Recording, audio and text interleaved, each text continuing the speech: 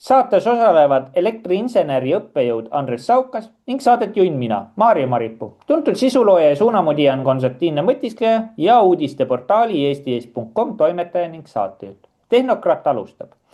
Eelmine saade Tehnokrat 50 võeti hästi vastu. Samuti laekus palju küsimusi energeetika kohta nii Eestist kui mujalt. Jätkame tehnokraatlike teemadega nii, et täna sellised küsimused. Kas Euroopa Liit ei soovi otse Venemaalt pärit gaasi saada vaid ainult Türgi torujuhtme kaudu? Kas Taanis saab varsti rohelist vesinikku? Palun, Andres. Tervist, mõistust ja tarkust, nagu ma alati soovin, ja hakkame teadvust ja üliteadvusega kuidagi sidet looma või lahti pakkima, sest te teate ju kindlasti, kui me sünnime lollina ja sureme ka jälle lollina. Seda laulis ka Urmas Alender ja Roja. Ja näete, kõrval on kolm ainsuse pildid, peapilt, mis oli Jumala pildiga, seda ma ei pannud. Jumala pildis, mäletate ise, oli see üleval on see isa poeg ja all on püha vaim ja Jumal keskel, aga näete Mendelejev, kuna ta Mendelejevi tabeli leiutas, siis näete, võttis aine. See on mateeria ja jõud on energia ja vaim, see on inimese mõistus, ta võttis sisse ja sellest saabki siis tervelikult endast teha ka Jumala. Ja selle kohta võin ühe näite tuua ka, kui see Nõukogude Liit ära lõppes ja tuli üks preester tuli Venemaale, venelane, lugesin seda asja, siis ta igal pool kõndis saatjaskonnaga ja üks tudeng, kõva just see materialist, kes üldse usuvärki ei uskunud, üks tudeng karjub seal rahva seas, kuule, mina ei usu ja ma tahan sinuga rääkida, sinu preestriga, ma tean ja usun, et Jumalat ei ole olemas. Ja nii edasi karjus, siis see ütles, mul on praegu aega on nii palju, et tule öösel kell 2, mul on siis sellel ajal on aega sinna hotelli, ootad ära. Nojah, asi juhtuski, poiss ootas ja jõudiski siis sinna hotelli ja see tuleb juurde, mis sa tahtsid ju ütelda, näita mulle Jumalat. Muidu kui sa ei näita, siis ma ei usu teda. No lähme. Ja läksid siis koridori lõppu, seal oli peegel, vaatasid peeglisse, lähevad tagasi. Kas sa Jumalat nägid? Ei. No lähme uuesti. No lähevad teist korda sinna juurde, keeravad ringi, küsib siis, kas on Jumalat nägi? Ei. No lähme sinna. Ja siis sama kõrval küsib, kas sa Jumalat näed? Ei, ma näen sind ja ennast. Ta ütleb, mind ära vaata, sa vaata ise ennast. Vot sina oledki see Jumal praegu. Mida sa usud või mida sa ei usu, mida sa teed, aga sa pead ise endaga hakkama saama terve eluaeg ja sinult tuleb see headus või tuleb see kurjus välja ja see ongi see sinu Jumal. Meie kõigi Jumal on. Kes usub seda ikooni, kes usub oma naist, kes usub ämma, see ongi usk ja seletas ära ja peale sellest poisist saigi päris usklik ka veel, nii et ta hakkas tehnokraadiks, kui ka hakkas kirikutes käima, et sealt ta sai seda vaimujõudu, telepaatiat või see ainu välja. Ja vaadake, saade on siin kõrval, Jaan Järvik ja üleval on universumi ainuväli, proovige sellest ka kuidagi mudida, me teeme neid saateid ja katsume põhjendada, kuidas see tasuta energia ja kõik see värk toimub siin, meil ise valmistume, ise aktiveerimine, deaktiveerimine, ta on raske teema küll, aga nagu Jaan Järvik ütleb, tuleb spikerdada, tuleb konspekteerida, teha joonistusi, ringikesi, tähti suuremalt trükitähtedega ja sellega saab pihta sellest, aga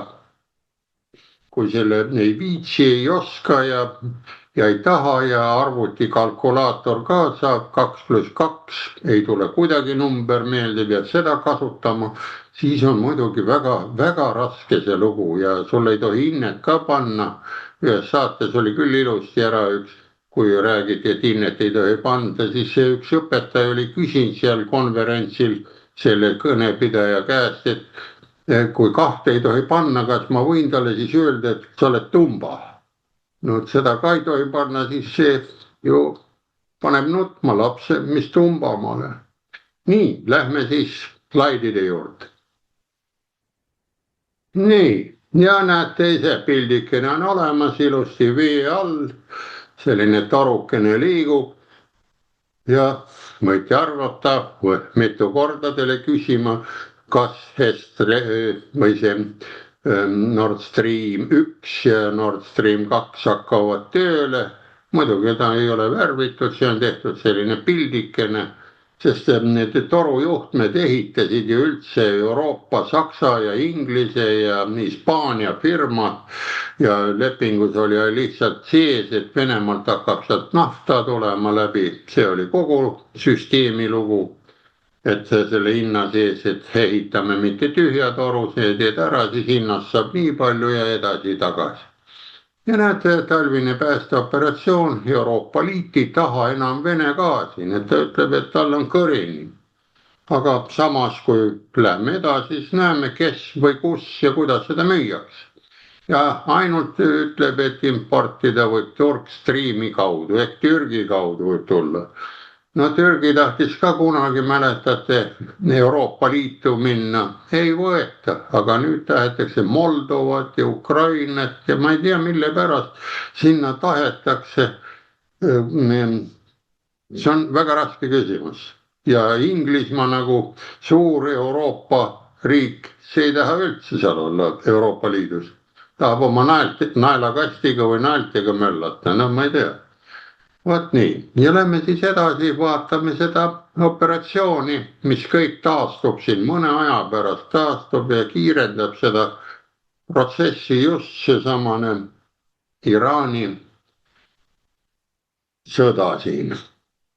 Te võite mulle vastu vaielda või mind ma ei tea, mis meelseks nimetada, aga ma võin teile öelda, võite nimetada mulle neid meelsusi väga palju ja ma ei oska teile ka öelda, mitu sugu on üldse olemas, ma tean, neid on ainult 2 sugu olemas ja meeli on 5, maitse, kuulmine, nägemine, kompamine ja mis see veel 5 oli. Ma ei hakka ütlema, mõelge see juurde. Ja võtame siis lahti, mida see nüüd siis see gaasivärk tähendab ja kütus. Euroopa Liit seab eesmärgiks Venemaa maagaasi täielikult kaotada 27. aasta lõpp. Pärast seda kuupäeva jõustub impordikeeld. Loomulikult nihutab see vaid globaalset sõltuvust ja elanikkonna jaoks võib see samm muutuda eksistentsiaalseks ohuks. Winter illustreerib seda ilmekalt. Gaasivarud ammenduvad kiiresti, mitte ainult Saksamaal. On õnn, et Gazprom tarnib Euroopa Liidule üha suuremaid gaasikogusid Nord Streami kaudu. Vaadake, ta paneb ikka rõhku juurde, et toru võib olla läbimõõt selline, mis tal on, aga kui paneme atmosfääri rõhuühik on atmosfääri, lükkame teda kiiremini ja seal ta lendab ka kohe kohinaga suurema nõu peal laiali, et tal seal rõhku vahel ei ole, et vaba lennuga teisel poole tünni vastuvõtmisel, siis on asi korras. Pärast seda, kui Venemaa gaasitransiidilepingut Ukraina kaudu ei pikendatud, nad ei taha lepingutest, ma räägin, suurfirmad on lepingud, need sõda, nagu nad räägivad, toimub need juba 4. aasta ja 27. oli nagu lepingud, siis see toimivad ja mõelge, need suurfirmad niimoodi toimetavad, mingid riigid ei ole Tegelinskid võivad seal vahetada, aga alati on võimalik, kui on normaalsed seal otsas riigi valitsuses, on võimalik öelda, et need said me vale hääletusega, nagu meil on siin võimalik ka öelda, et näete, me ise teame, nagu oleks e-hääletus vale, aga millegipärast me ei taha kuidagimoodi sellega tegeleda ja ei taha kuidagi seda tunnistada. Mõtelgu, kui see e-hääletus oleks vale, siis oleks meil ju kriis kohe käes siin, mida teevad Rumeenia, Ungari ja me saaksime kütuse hinnad ja kõik need rohejalajäljed ja põlevkivi CO2 kuu peale saata, sest vahel on täiskuu, siis sinnapoole saab sellel päeval paremini saata. aga kui on väike kuu, siis on natukene kehva, aga igal juhul saame saata kuu peale. 11 me vahepeal, kui on niisugune paha tuju ja viisakas inimene, ei saada sinna koledasse kohta inimese, aga saadab, et kuule, mine sa õige kuu peale. Vot ja see ei solva. No mina solvan muidugi sellega, et mõistust ja tarkust, seda ma olen aru saanud. Nii et võib-olla ehk väheneb neid. Nii et näete järsult ja Turkstreami torujuhtme kaudu kasvas järsult 25. See trend jätkus ka pärast aastavahet.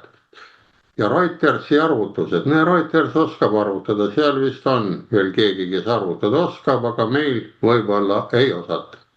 Kohaselt suurendas Venemaa energiaettevõtte Gazprom jaanuaris Turkstreami kaudu Euroopasse suunatud keskmist päevat maagaasitarnet eelmise aastaga võrreldes 10,3%. Vaadake, et suurendas, ega ta ei suurenda ära, kui keegi ei taha, ega siis keegi ei puhu sulle sealt ei gaasi ega ja sunniviisil ei pane sulle nii numbreid peale. Aga meie, kui lähme gaasitanklasse, paneme omale selle torujupi sisse, olgu ta milline tanklakett, siis näeme ikka selle numbriga peame võtma.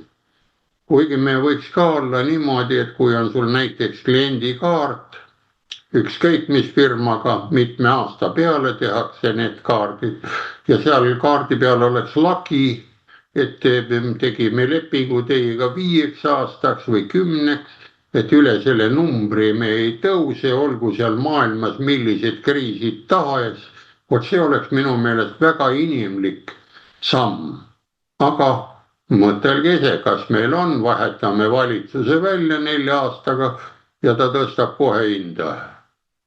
Nii, mõelge ja nuputage, on see jälle mul poliitika loogika või on see puhas loogika või neid loogikaliike on nii palju, et ma ei tea, sest Andres Raid ei tea, mis riik on, ega mina seda ei hakka segama, ma ei tea, mis on loogika.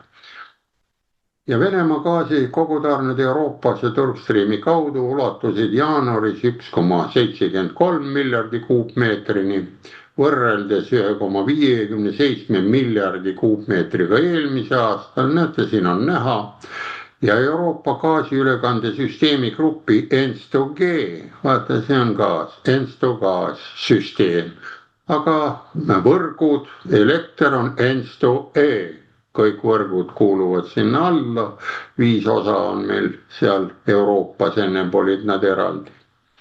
Ja arvutati, et Venemaa gaasi eksport torujuhtme kaudu suurenes jaanuaris 55,8 miljoni kuupmeetrini päevas ja 25. aasta jaanuaris oli see näitaja 50 miljonit kuupmeetrit. Nüüd läheme siis edasi, kuidas meil see värk toimub siin, näete ise.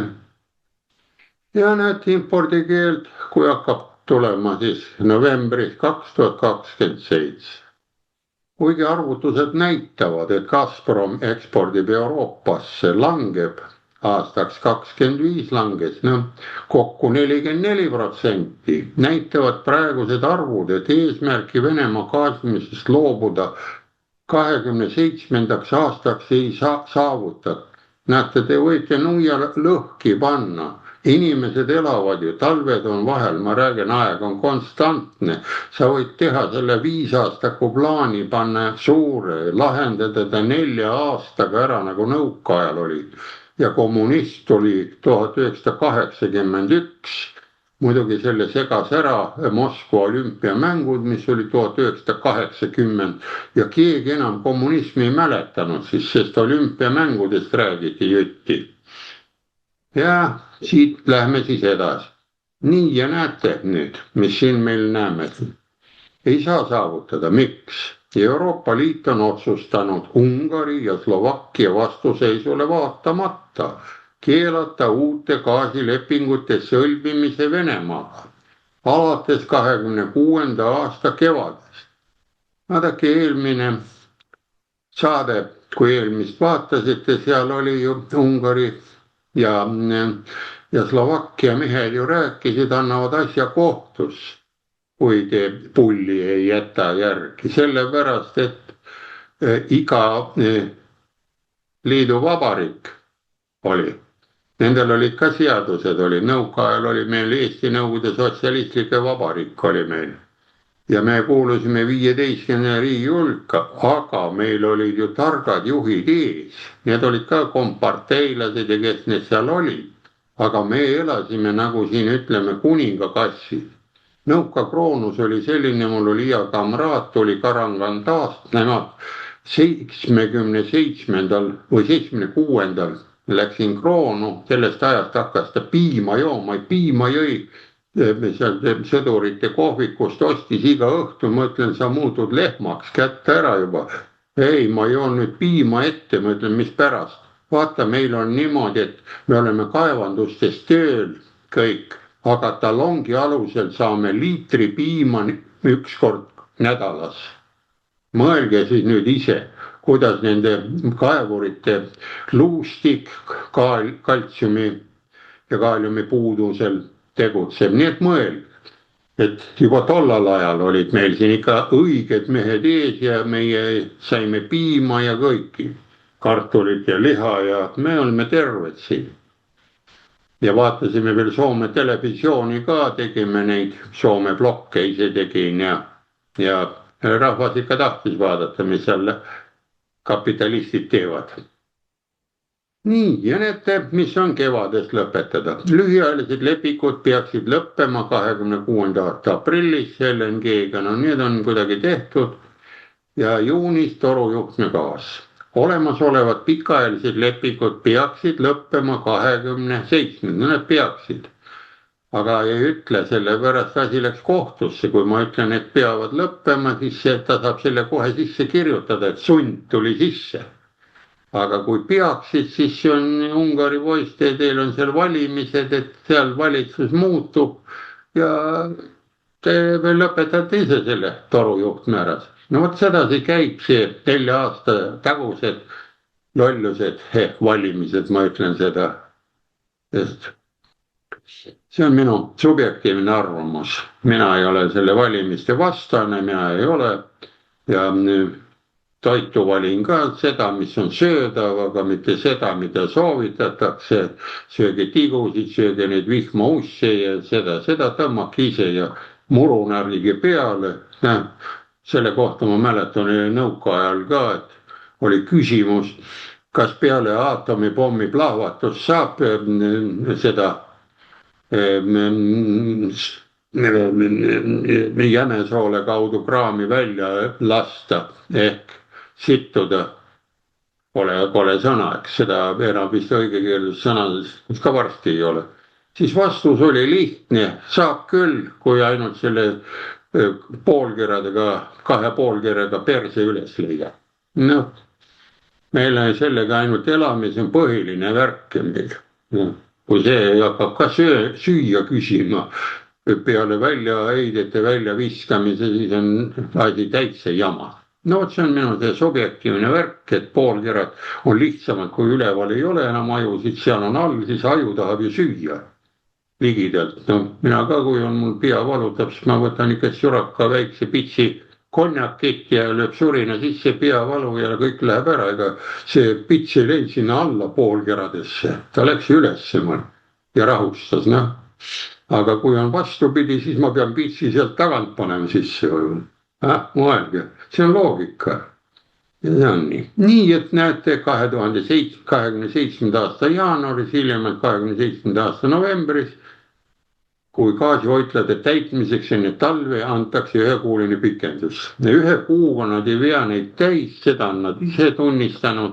Nad peavad hakkama kohe kevadel pumpama, sest laevad ja torud ja kõik tulevad, kõik korraga tahavad ja nüüd see aasta oli küllaltki kõva talv oli.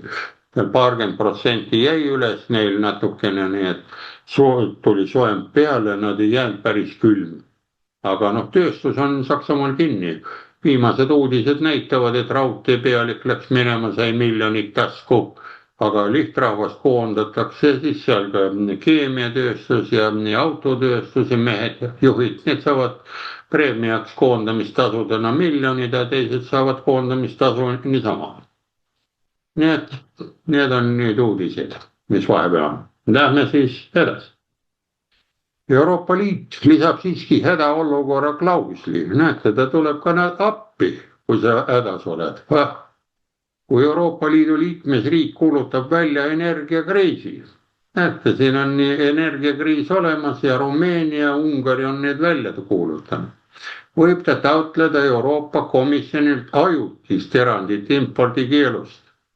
Aga mõtelge nüüd, kui see rafineerimistehasest, mis seal oli Rumeenias juttu, Lukoil ja see panevad käima ja omad mehed töötavad siis rumeenlased, ega seal venelasi ei ole. Kas see on siis ajutine elanik seal Rumeenias, rumeenlane, et ta on, või on ta siis see pidev elanik? No mõelge, kui me võtame siia Lukoili või võtame selle Westinghouseni sisse, ja nad on ju Ameerika poisid seal, aga kui Ameerika poiss õpetab meid välja, ta tahab oma naise juures ka olla, sõidab Ameerikas, sa kamandad siin, ta helistab sulle arvutiga, teed seda videokõnet, no kuidas asjad liiguvad, sa oled Westinghausen 2, mina olen Westinghausen 1 ja asi liigub, raha on ja mitte midagi ei ole ja sa võtad mitte sealt Ameerikast või Jaapanist tööle, vaid kohalikke, õpetad ruttu välja. Mitte niimoodi nagu Tehnikaülikool otsib 1,9 miljoniga tudengid tagasi. Noh, see on võimalik kohe tehasest teha juurde ja tehas aitab ka ülikoole ja saame asjad jalule. See on jalule saamise variant. Nii et taotleda keelust, et saada elutähtsat gaasi. See on lubatud ainult siis, kui seda peetakse absoluutselt vajalik. No vot, siin on jälle hea lause sees. Kas pärast sa kirjuta üles, vastad mulle, praegult ma küsin kohe Maarja sinu käest küsimuse ette, kas see igapäevane söömine ja joomine on absoluutne vajalik või võib ka mõned nädalad vahele jätta ja et on vaja see sõna sisse panna. Muidu ma oleks selle absoluutselt vahelt välja jätnud, et see on lubatud ainult, kui seda peetakse vajalikuks. Minu teeks lihtsalt, aga absoluutse võtaksin vahelt ära, aga kui saame olla mitu nädalat külmas ja söömata ka veel, siis see eriluba saab anda. Kas kodanike külmumissurmade ja tööstuse kokkuvarisemise ärahoidmist peetakse piisavalt põhjuseks, jääb veel näha või saab ka näha. No vot, siin on nüüd absoluutne piir. Ta natuke ütleb ette, aga sul on oma pea, küll sa mõtled. Ungari vaidlustab impordikeelu juba. Vastav hagi on esitatud Euroopa kohtule Luksemburgis. Otsus on sanktsioon, mille puhul oli vaja ühehäälsust. Seega ei oleks tohtinud Ungari ja Slovakkia hääletuse tulemusel alla jääda. Ka Slovakkia kavatseb abi lisada. Näete, ta paneb ka kampa, me rääkisime eelmine kord, aga nagu öeldakse, on selline asi, kordamine on tarkuse ema, muu tuleb meelest ära ja saime selle küsimusele nüüd ühe poole. Ja nüüd, hurraa, kas saame Taanist varsti rohelist vesinik? Vaadake, minu käest on küsitud, mis asi see roheline vesinik on. Ja ma ütlen teile otse välja. Võtame veeklaasi, laseme vett sisse kraanist ja selle keemiline valem on H2O ehk 2 vesinikumolekuli ja 1 hapnikumolekul. Ja sellele, et saada rohelist vesinikku, paneme rohelist värvi juurde. No võtame spraidi või mingisuguse, lisame teda juurde ja saamegi rohelise joogi. Ja vaadake, me räägime CO2-st kogu aeg, et see on ohtlik, aga vaadake, poed on ju täis seda gaasiga gaseeritud vesi. Noh, seal on ju CO2 sees, surve all, et korgi lahti vurtsu vesi. Noh, seda me võime õhku lasta, aga ja hingata võime seda välja, aga muidu selle eest peab maksma. nii et väike kõrvalepõige niimoodi loogilisse mõtlemisesse, et on vaja ju kohe kõik üle vaadata, mis asi see on. Nii et lähme siis ära, näete, mis siis Taanis tehakse. Selline variant tuleb, siin oli ka, tuletame siis ära, saate paralleeli teha, siin hakatakse ka gaasijuhet ehitama. Ja vesinikujuhet, ütleme, et see ei ole gaasijuhe, see on nüüd vesiniku, rohelisest vesinikust räägime, mitte gaas, see on verine gaas või roheline, see on igapäevane, aga roheline vesinik, vaat. Ja see ei ole see päris lihtne vesi roheliseks värvitud või on, vaatame, mis ta on siis koos. Keegi Saksamaal ei vaja kallist vesinikku, kuid föderaalvalitsus paiskab sellele jätkuvalt tohutud summasid. Et Saksamaaga on probleem, aga Taanist tulev torujuhe peaks varustuse tagama sakslastele ja veel üks roheline rumalus Saksa maksumaksjate arvelt. Nägid, taanlased teevad toru valmis, lasevad sinna midagi sisse, sealt teiselt poolt tuleb midagi välja ja see ongi roheline vesinik, kui tuleb sealt midagi välja, sest vesinik on küllaltki raske ja kõige kergem aine praegult meil siin Mendelejevis esimesel kohal, aga temast on radoon ja heelium ja need on kergemad, mida tabelis on eraldi sellest lahtrites. Aga seda võin tuletada meelde, Mendelejev, kui suri üks päev ennem ta selle tabeli pani kokku, siis ta kirjutas need kergemad ained X-idena üles. Ta nägi ka enne surma, et on olemas sellised ained, radoon ja heelium ja ta ei tundnud neid, aga ta jättis lahtrid, et järeltulev põlvkond sellega tegeleks. Nii et suur mees oli. Nii et tuleb ära ja roheline näete Saksa maksumaksjate arvel. Kuigi rohelisele vesinikule turgu pole. Ja kui ta oleks sinine vesinik, võib-olla siis oleks turg või mis sa arvad pärast. Ja seda ei saa niikuinii konkurentsivõimeliste hindadega toota, tugineb Saksamaa föderaalvalitsus jätkuvalt sellele energiakandjale. Vaatamata ühe kasvavale arvule ebaõnnestunud vesinike projektide kodus. Saksamaa meil on ju saateid olnud eespool ja Inglismaal bussid seisavad, vesinikubussid, nad on sõitnud paarsada miili ainult oma elu jooksul ja ülejäänud lekivad ja torud ei seisa paigus, see on ju vesinik kodus. Vaatamata kasval arvule ebaõnnestun näed ära, kavatseb valitsuskoalitsioon, vaata kui saavad ikka hullumeelsed või rumalad kokku, koalitsioon ongi selline paras meeskond. Maksumaksja raha veel miljardid kulutada, no koalitsioon oskab kulutada ja meil ka vist ei oska või oskab, ma ka ei tea. Samm, mida Saksa avalik-õiguslikud ringhäälikud loomulikult kiidavad. Vaata massimeediat, seal on ka kiitmisolekus. Ega meil ainult üksinda meil massimeedia ei ole selline.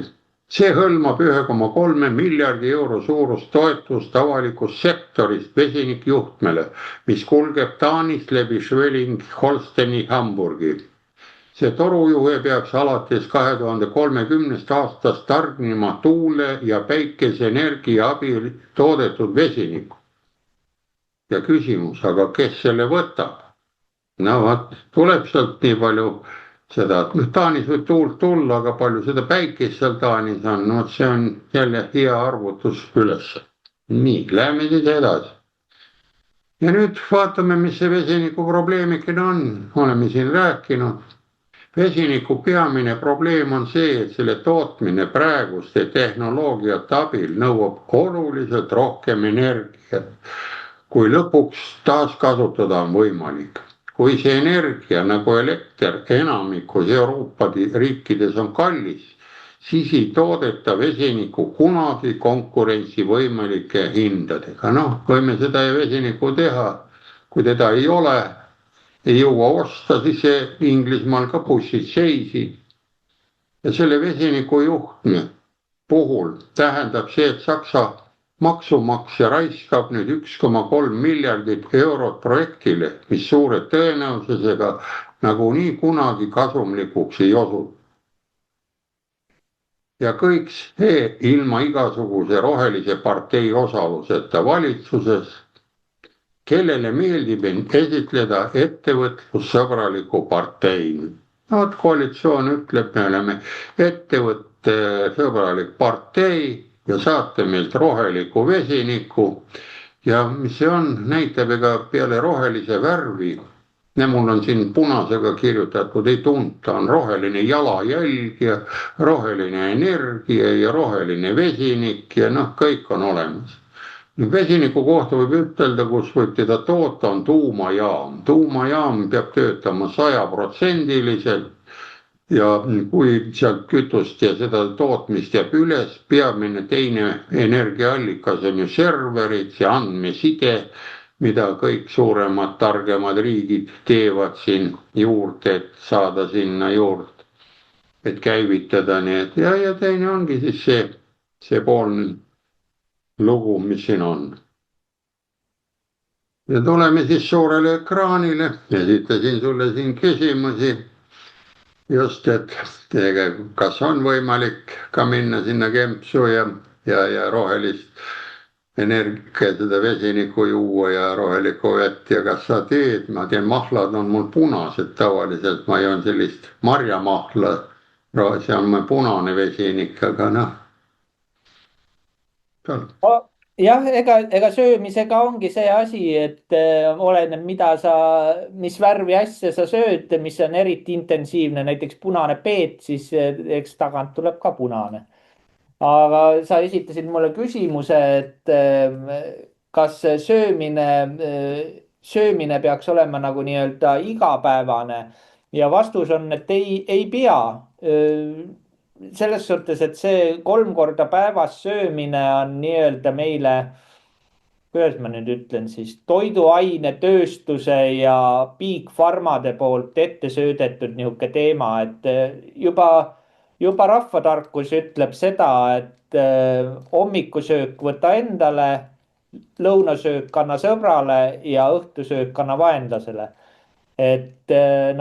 Et siit iga kuulaja ja vaataja võib omad järeldused teha, aga inimesed on niimoodi ära harjutatud ja eks ega kui päev läbi oled söömata ja kui oled veel teinud rasket tööd ka, et ega siis on väga keeruline nii-öelda olla õhtul, et sa ei söö näiteks. No mina tean näiteks omast käest, et mina söön päevas 1 korra ja mina tavaliselt õhtul.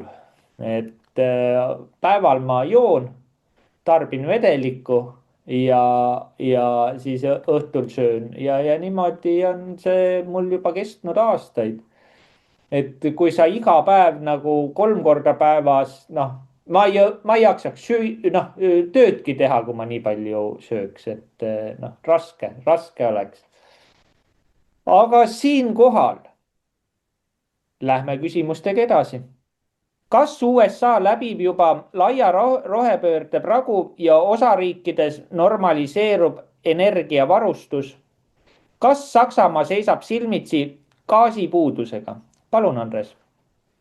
Nii, ja mis siin on? Näete, pragu on selline asi ära, et ta võib ka võtta vahe või pragu, nii ta on ja vaatame siis kohe lähme slaidide peale, ka need vastused söömise ja olekuga ära. Lihtsam on ju küsida, kuidas looduses läheb. Loodus ise korrastub ja nii ta on. Nii et võtame pildid lahti ja vaatame, mis siis seal USA-s toimub jälle lihtsas variandis. Nii. Näete, pildikene siin näitab, et tagasi mõistuse juurde ja USA läbib nihet energiasiirdele, näed, teeb ühe siirde või pöörde ja läheb teise pöördega jälle tagasi. Ja näete, kas ta nüüd demonteerib või võtab maha, näete, siin on näha, et ta tõstab vist neid maha. Vaatame siis edasi. Ja nüüd hakkavad tulema numbrid ja mis siin on, nii et siit me võiks ikka võtta suurriigi ikka endale nagu eeskujuks. Et ta oli ka metsa minemas, nii nagu me olime ka metsa minemas, ma olin nõukaajal ju või see Brežnev ja Gorbatšov või see Andropov ja Tšernenko kõik ühekaupa kirstudega kolinaga pandi maa sisse ja need ajasid niisugust loba välja, seniilset, vanurite loba ja nii edasi ja siis tuli noorem poiss ja Gorbatšov siia ütles, protsess passol ja passol protsess. Nii et maailmas kõik asjad korduvad, aeg on konstantne ühes riigis teises ja suurega ongi niimoodi, et me peame suurest võtma eeskuju. Ja kas me peame nüüd võtma sealt Saksamaalt ja Euroopast, et kõik see kukub kummuli või tasuks vaadata hiinlasi, venelasi, need ei ole seda lollust teinud, aga praegu nagu õppematerjalina võiks USA võtta endale nagu selleks näidis või mudeliks, nagu siin oli eelmine saates juttu, et tehti mudelarvutused tehti ära, et roheenergia ikka mudeldab vabalt kõike välja. Ja pealkiri lähebki, need praegused arengud Ameerika Ühendriikides näitavad, et tuule- ja päikeseenergia ei ole ilma toetuste ja regulatiivsete toetusteta konkurentsivõimelised. Need seal matemaatikud, tehnikud istusid ära, said aru. Hüppefaas on läbi. Näete, enam ei ole vaja hüpata midagi, aga Euroopa ja meie ikka hüppame 5 rikkama riigi sees laks ühe jala pealt või teeme kükakil hüppet, ma ei oska seda öelda. Ilma maksumaksja rahata pole see lihtsalt seda väärt. No ma ütlen kohe ära, kui maksumaksjal linnad ja kõik lähevad nii kõrgele, et võib-olla Riigikogus seal enam ei saa ka hüpata, sest Riigikogus pidid jõusaalid ka seal kusagil olemas. Nad saavad seal hüppamas ka käia ja samal ajal ütlevad, et oled tööl, aga minusugune peab tööl ära käima siis alles, kui mul jõudu jätkub jõusaali minema, aga ma ei jõua. Kui ma füüsilist tööd teen, siis jõusaali ei ole mul vaja. Aga kui istun kusagil laua taga ja imen pastakat, mida ma ei oska imeda, see on niivõrd vastik tegevus, ma olen hulluks sellise variandi juures, kui sedasi on. No vot, siis on hoopis teine lugu. Nii et näete, mis siis on. Joe Bidenist me oleme ka vahel rääkinud ja ei tuleta nagu meelde, et tubli vana oli, tegi ikka hea lolluse, isegi räägitakse, et ta allkiri ka tehti tal masina abil. Ta ühe korra kirjutas, siis kõik dokumendid kirjutas juba robot ise. Aga kui panete tähele, siis Biden alati näitab suurt allkirja kaante vahel kõigile ajakirjanikele, et siia ta kirjutas alla ja sinna kirjutas. Tõestab vastupidist. Et Joe Bideni presidendi ajal käivitati või laiendati lugematul hulgal tuule- ja päikeseenergia edendamise programme, kuid pärast Donald Trumpi naasmist Valgesse Majja on see lõppenud. Paljusid laene, toetusi heaks kiidetud protsessi on kärbitud ja kõvasti oli jutt saates ka, et 66 organisatsioonist astus Trump välja. Igasugused raha ja toetused ja mis seal kõik oli. Oma esimesel ametipäeval peatas president Donald Trump avalikult maal ja veeteedel asuvate tuule- ja päikeseenergia projektide uute rendilepingute ja lubade sõlmimise ning tõstis olemasolevate projektide tasusid, et nad pooleli jätaks. Seejärel kehtestas tema One Big Beautiful Bill, ühe suure ilusa seadusena pani pilliseaduse, paika pannud rangemad tähtajad tuule- ja päikeseenergia projektide toetuste kärpimiseks, pannes enam kui 300 miljardi dollarise suurused kavandatud tuule- ja päikeseenergia investeeringud tühistamise ohtu. Nad pani ohtu ja nad tühistatakse ära ka, kui teda vaja ei ole, liine ega midagi ei ole või siis valmis teha, ta jääb seisma. Üha selgemaks, meil on sinna vastu panna, ega me nõrgemad ei ole, Rail Baltic on meil ka sarnane asi, paned seisma, mis sellest edasi teha, mingi jooksurada või sirge tee või mis sinna saab teha. ja selgemaks saab, et ilma nende turgu moonutavate toetusteta ei jää paljud sellised projektid kauaks püsima. Gaas, kivi, süsi, tuumaenergia märkimisväärselt odavad väiksemalt seni, kuni neid kunstlikult kallimaks ei muudeta samavõrd turgu moonutavate karistusmaksudega. Vaata, kui jälle on hea sõna on nad välja mõtelnud, see Report News. Meil on see riigile vajalikud maksud ja et riik üleval seisaks ja neid bürokraate oleks paljuks, aga näete, siin ütleb ilusti karistusmaks on ju see, mis inimesele, rahvale pannakse, sest rahvas on valesti valinud endale need sinna ette e-valimisega ja ta pooldab seda e-valimist, mitte midagi vastu ei hakka, siis see on rahvale karistusmaks. Või kuidas te arvate? Mulle see sõna hakkas meelde. Elektrienergia tootmise reguleerimine üksikutes osariikides on seadusega reserveeritud osariikide endad otsustada. Näete, seal on 50 riiki, ma olen teile ka seda kogu aeg rääkinud, neil on omad seadused ja kõik osariigid otsustavad ise. Teevad rohepööret, sinipööret, punapööret ja midagi, mis pööret veel tahavad. Ainult Eestis korraks oli siin eelmine aasta tagasi, otsiti punamonumente taga, kuigi Euroopa ei olnud vist seda andnud, seda käsku, sest see Euroopa ju 2 kraanikausi käsku ka ei andnud, et oleks vaja igal pool 2 kraanikausi olla ja sellega suretati välja. Ühesõnaga need vanad kultuurimajad, kus inimesed, seltsimajad, kus nad koos käisid tantsu tegemas ja rändkino vaatamas. Need on vaja ära lammutada ja mõelda välja, on see punamonument või kõik need kolhoosi aegsed asjad. Et ajalugu ei tohi olla. Muidu on millegi peale tuleb tehnokraat ja hakkab näitama, kuule, et teil ei ole seda ajalugu ära aja muda. Ei, meil on ajalugu, mida keegi ei mäleta. Küll sobib vastus. Ja jäävad tuule päikeseenergia seotud eeskirjad ja kohustused alles. Osariik ise ütleb, kas tahad või taha, aga enamus juba Texas ja seal on juba need maha võetud ja lükkavad hooga. Nemad ei taha enam.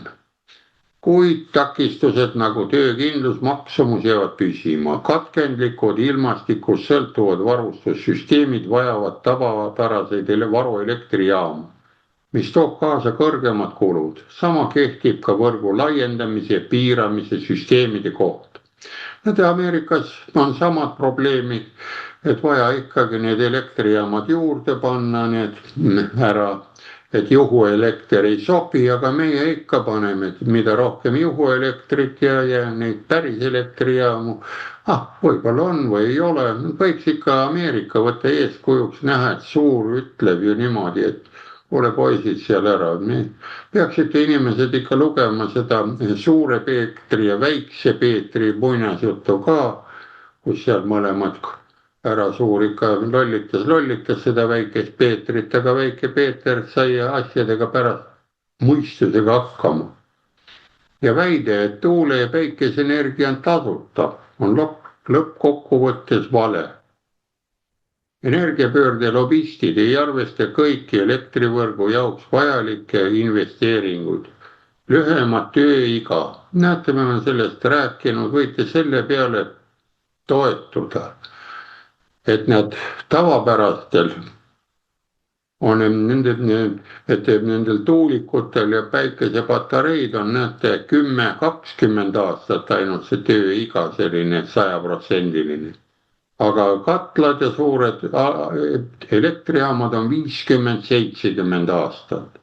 Ja Loviisast oli ka, sai 70 peaaegu täis, 60-70 need tuumajaamad ja nad suutsid korda teha, lisati Loviisa ühel, Loviisa teisele veel 20 aastat tööaega nendele reaktoritele. Nii et mõelge, kui need reaktorid saavad seal otsa, saab ju uued sinna ehitada. Aga mis sa teed, kui ei taha ja lolli paneme ja ootame AI käest matemaatika ja eesti keele etteütlust kirjutama, milleks ma pean siis midagi muud tegema, mõelge. Ja näete, demonteerimiskulud ja sarnased kulud, noh, et vaja need tuulikud maha võtta ja need päikesepatareid, luksmeetrid, see valguse mõjul nad tundlikkus väheneb, need on ära mõõtmistega saab tegeleda, tuleb ju kalibreerida luksmeetrid, noh, kui me käime koolides ja me valgustatust mõõtmas, siis seal peab olema see pass kõrval, et ta on normaalne standardi järgi või on see veaprotsent juba suur. Ja lõppkokkuvõttes maksavad need kulud aga tarbijad oma elektriarvete ja kõrgemate maksude kaudu. Need arengud Ameerika Ühendriikides on hoiatuseks, aga no meid ei huvita. Me näitame siin oma välisministritega musklit idanaabri poole ja Ühendriigid meid ei huvita, et võtab sealt mingi õpetuse sisse. Näete, Ühendriigid võiks olla hoiatuseks ka eurooplastele, aga Euroopa on omaette pojään.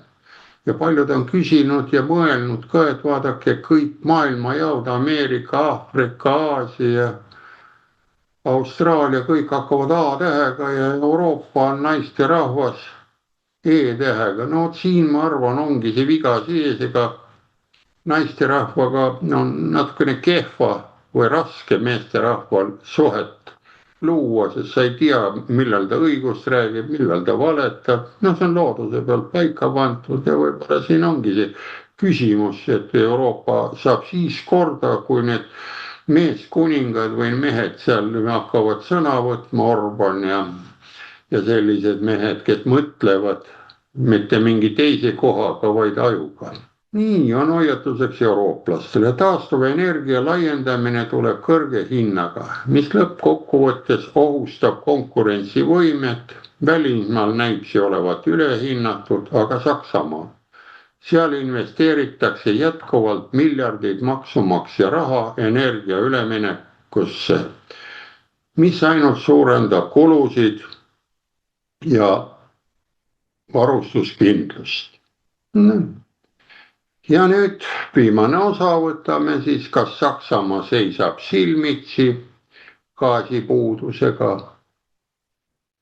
Oli meil see ära, näete, pillipp on olemas, lähme kohe edasi, tihedat faktimöllu. Sest ega Saksas on ka massimeedia on hoopis teine ja vahetus ka seal see valitsus. See häbek või mis need on, nii et kõik said head kohad. Neiukene ka, kes seal oli.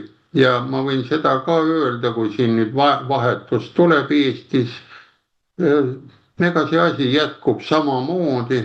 Ma ei hakka siin rääkima, kes lubavad midagi. Mõelge selle koha peal.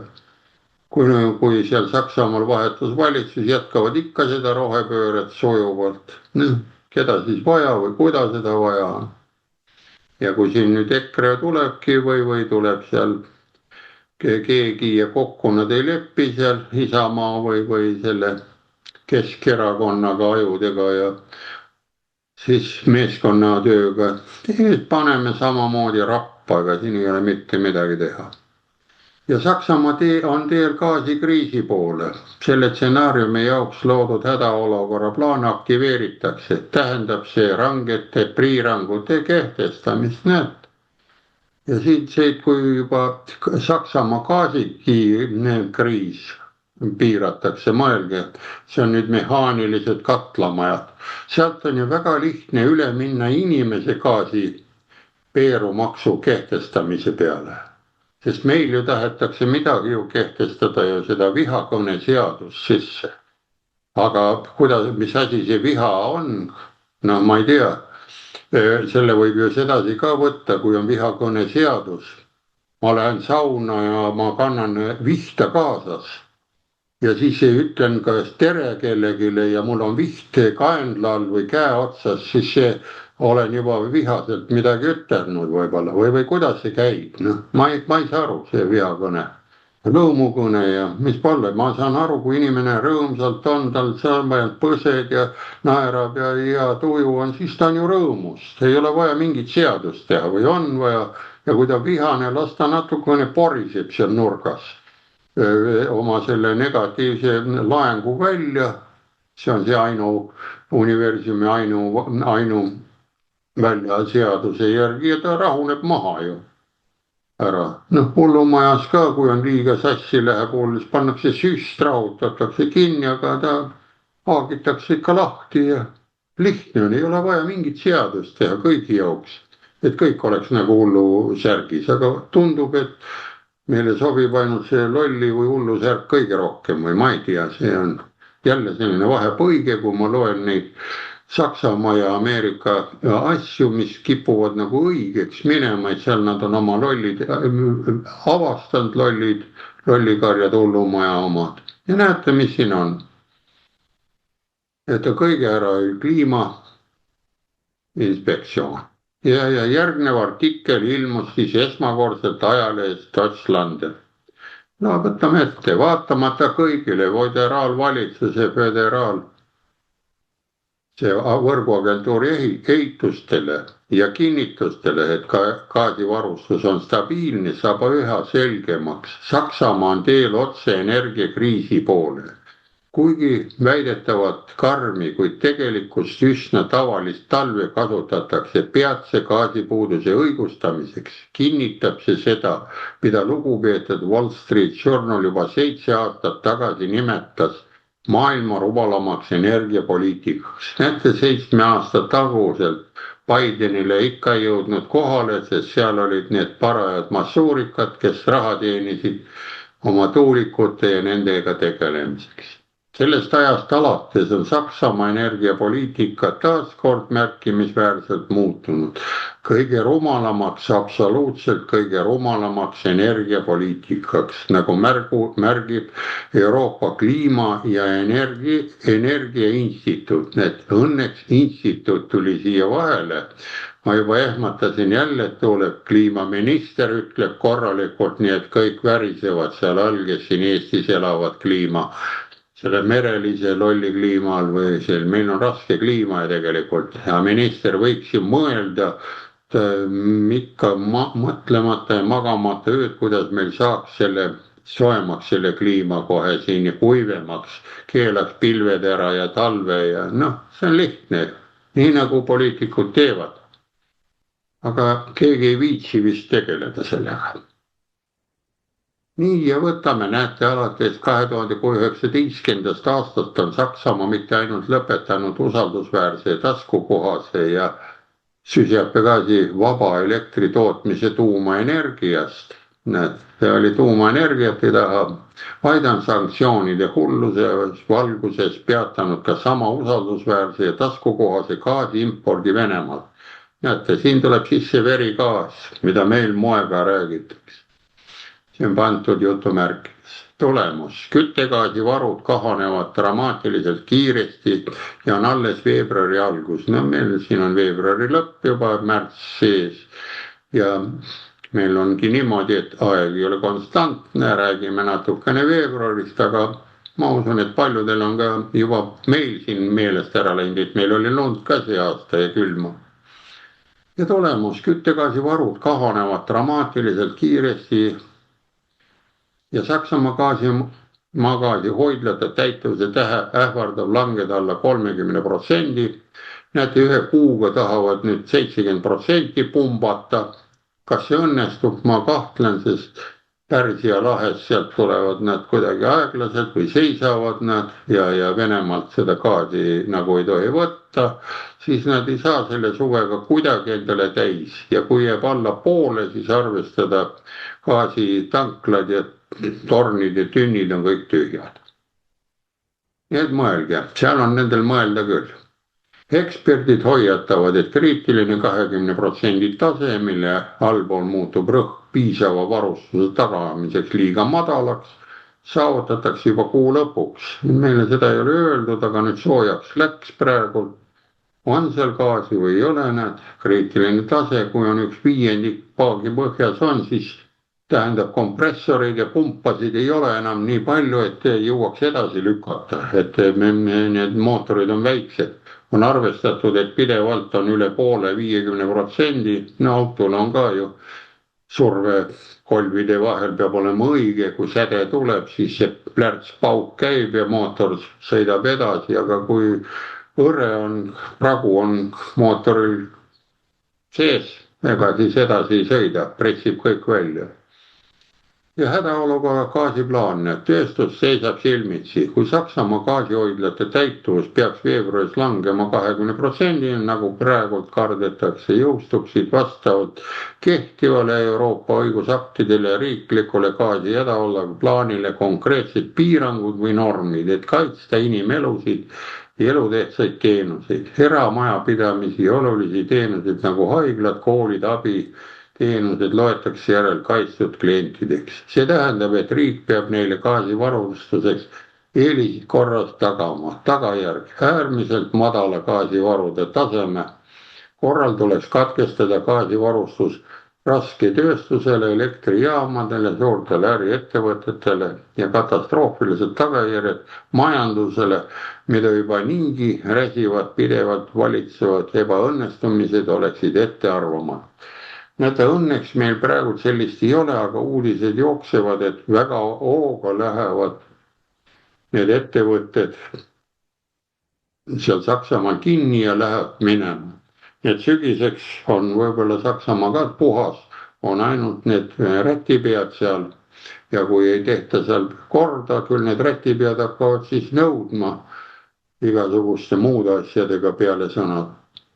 Nii, ja mis saab siis edasi? Siin on nüüd ka ennustus või selline mõte Saksamaa kohta, kui need tanklad on tühjad ja kui nad ei täida neid, siis järgmine talv, mõelge ise.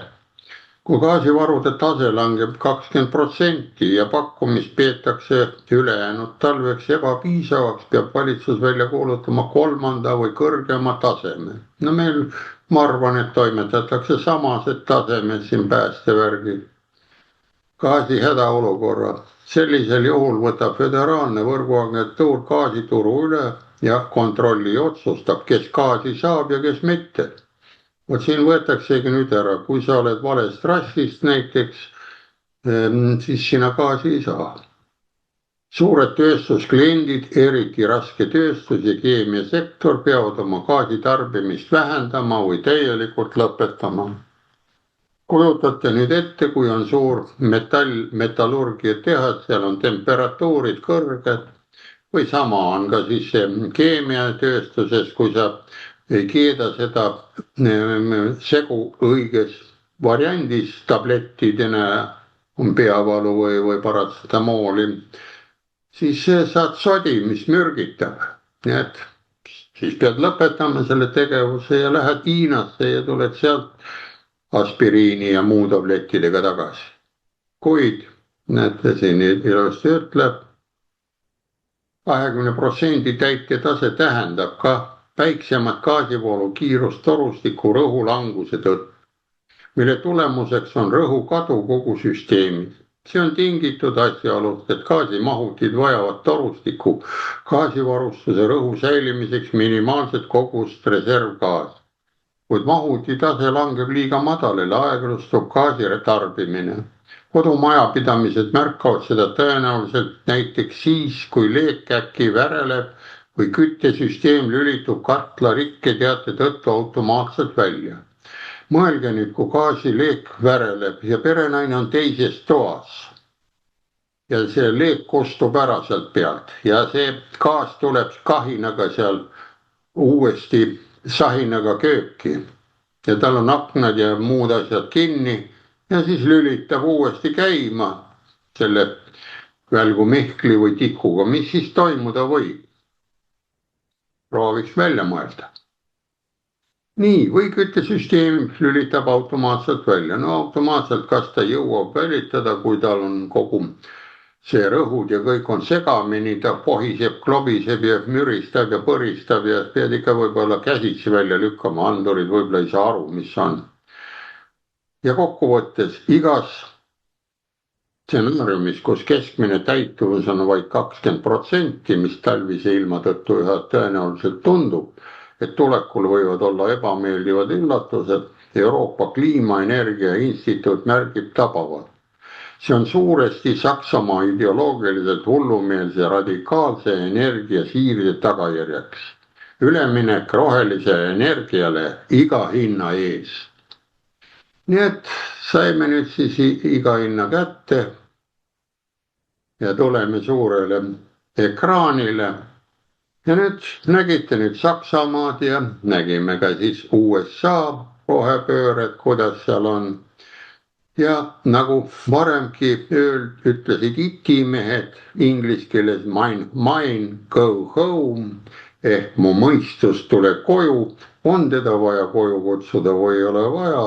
Ja näete, on ka sellised lood, soovitatakse ka autoreservides, autopaagis, et hoita vähemalt autopaagis kütust vähemalt pool paaki.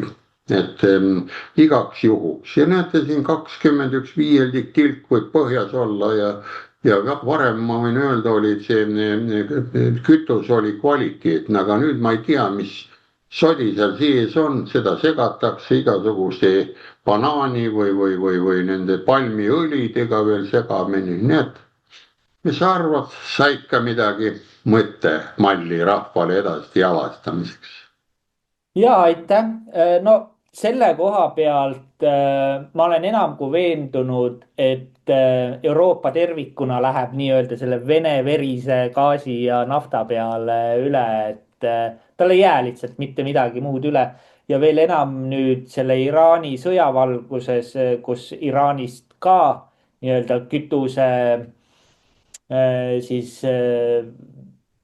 kütuse pealevoolu ei tule niimoodi, siis ongi Euroopa väga keerulises olukorras ja Venemaa tegelikult täiesti naudib seda. Ma olen täiesti veendunud, et paraku Euroopa on ammustanud seda kätt, kes teda toitis ja toidab tulevikus edasi.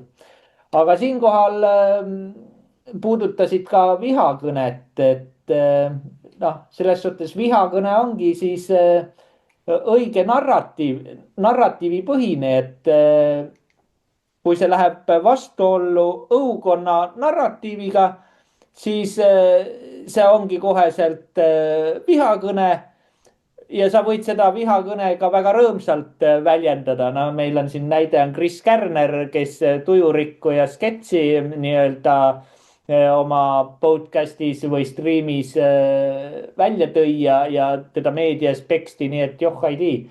Ja ta eriti kurjalt seda ei teinud, et naeris selle üle rohkem, et aga näe ikkagi vihakõne ja kõik on halb ja kole. Aga siinkohal meil on küsimused otsas ja aitäh, kallid saate kuulajad ja vaatajad, järgmise korrani.